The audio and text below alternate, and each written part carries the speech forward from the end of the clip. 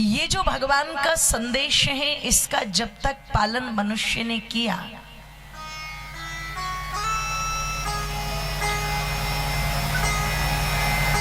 तब तक ये कहा जाता है कि पूरी धरती पर एक ईश्वर, एक धर्म, एक सिद्धांत, एक मान्यता रही।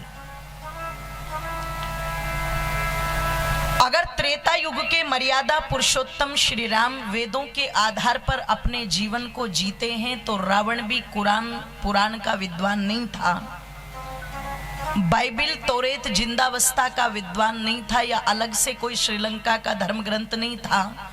रावण को भी वेदों का ही विद्वान कहा जाता है। जिस धर्म मर्यादा की बात ध्यान रखिएगा, अयोध्या में हम माता कौशल्या और माता सुमित्रा के मुखारविंद से सुनते हैं, उसी धर्म और मर्यादा की बात किष्किंधा में बाली की मृत्यु होने पर उनकी पत्नी तारा के मुखारविंद से सुनते हैं, और वही बात रावण की मृत्यु होने पर उनकी पत्नी मंदोदरी के मुखारविंद से सुनते हैं। मैं निवेदन आप लोगों के मध्य में कर दूं, इसलिए वहां पर सीधा सीधा एक सिद्धांत है, जो सज्जन है, चाहे वो रावण का भाई भी क्यों ना हो, उसका भी बाहें फैला करके स्वागत करके उसे भी उसका अधिकार देने की बात श्री राम जी के मुखारविंद से निकलती है। चाहे फिर किष्किंधा में दुष्ट बाली का भाई सुग्रीव ही क्यों ना हो, कोई बहुत ज्यादा ताकतवर नहीं था। आज व्यक्ति जिस समय संबंध जोड़ता है, रिश्तेदारी ढूंढता है, तो हमेशा ध्यान रखना, या बराबर की ढूंढेगा या अपने से भी ऊपर की ढूंढने की कोशिश करता है। अपने से नीचे मिले तो शायद उतने गर्व से नहीं बताता, पर अपने से ऊपर की हस्ती मिले तो क्या कहेगा, हमसे भी 21 है। मित्रता आज व्यक्ति के बल को देख करके, सामर्थ्य को देख करके अधिक होती है, पर उस समय श्री रामचंद्र जी ने सुग्रीव से मित्रता की। सुग्रीव कोई बहुत ज्यादा ताकतवर नहीं था, हाँ भागने में एक्सपर्ट बहुत बढ़िया था, जहां से देखो वहीं से भाग लेता था। ओलंपिक की दौड़ में भाग लेता तो भाग मिल्खा भाग बन जाता। लेकिन श्री रामचंद्र जी उस सुग्रीव को भी अपने साथ में लेकर के चले। क्यों चले? क्योंकि उसका पक्ष सही था, उसका मत ठीक था। उस समय एक व्यवस्था है कि जिसका पक्ष ठीक है, वो चाहे अपना हो चाहे पराया हो, उसे सहयोग करके चलो, उस गिरते हुए को भी उठा करके चलो। और अगर कोई अधर्मात्मा है, कोई पापी है, ध्यान रखिएगा, तो फिर वो चाहे कोई भी हो, वो बाली हो, वो रावण हो, वो कुंभकर्ण हो, वो मेघनाथ हो, फिर उनका सफाया करो। आज वर्तमान में परिस्थितियां दूसरी हैं। आज मनुष्य को इस बात से कोई लेना देना नहीं है कि कौन सज्जन है और कौन दुर्जन है।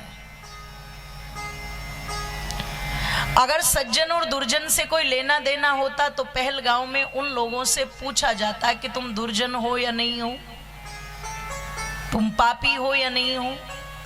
लेकिन ये नहीं पूछा गया, कुछ और पूछा गया, और जब उत्तर मिल गया तो ठाई दी से गोली मार दी। इसका मतलब सीधी सीधी बात है, आज जिस धर्म का पालन लोग कर रहे हैं वो एक व्यक्तिगत मत है, एक संप्रदाय है, एक विचारधारा है। और लोक में एक बात कही जाती है कि पांचों उंगली बराबर। जोर से बोलो।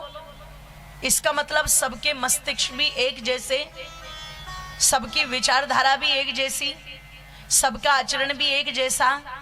तो जिसको जो अच्छा लगे वो उस कार्य को करे मन मर्जी से, तो क्या ऐसा परिवार सुखी परिवार हो सकता है?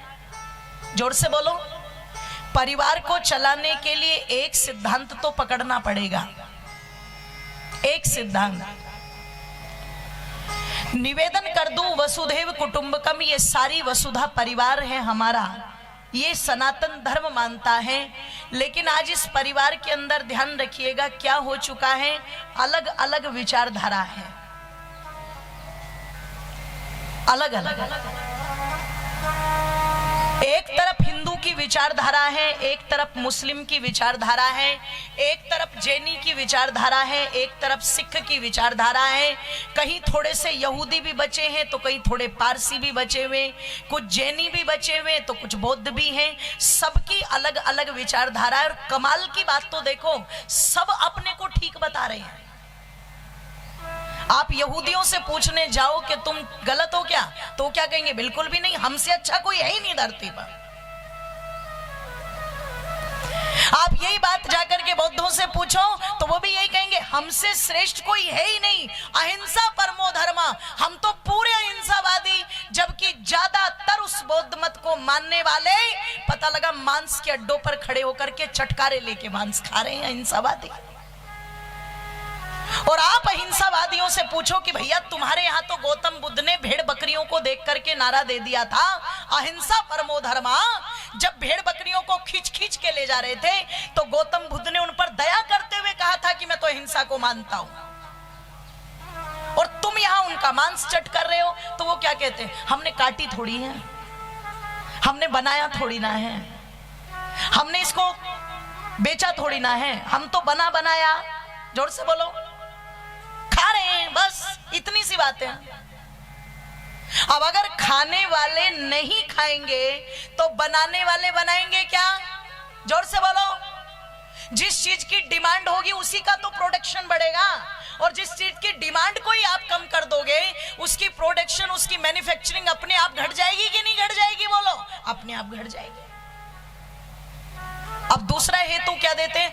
अगर हम इनको नहीं खाएंगे तो क्या होगा, बताना जरा एक बार। ओहो, संख्या बढ़ जाएगी। तो एक बात बताओ, ये दुनिया हमने बनाई कि हमारे दादाओं ने बनाई या परमात्मा ने बनाई? जोर से बोलो। भगवान ने बनाई। शेरों को तो किसी ने नहीं खाया, वो क्यों घट गए? भारत तो शेरों का देश था ना। अब जो बचे कुचे उन्हें भी बेचारी सरकार वेंटिलेटर पर रख करके जिला रही है। चीतों का देश था ये। मां अपने बेटे को कहती थी, शाबाश मेरे चीते। आज भारत में चीते भी उधार लाने पड़े दक्षिण अफ्रीका से। बताओ, चीते तो किसी ने खाए नहीं, वो क्यों घट गए? डायनासोर आज धरती पर नजर नहीं आते। जिसने सृष्टि बनाई है वो इसके संतुलन को भी बनाना आपसे हमसे बेहतर, जोर से बोलो, जानता है। ये कौन सा तरीका है कि इनकी संख्या बढ़ जाएगी तो इन्हें खा लो?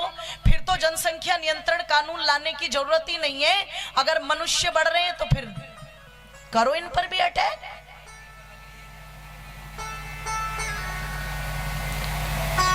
अगर यही तरीका है हमारे पास, ध्यान रखना, जिस ईश्वर ने सृष्टि बनाई वो इसके संतुलन को बनाना भी भली भांति जानता है। भैया,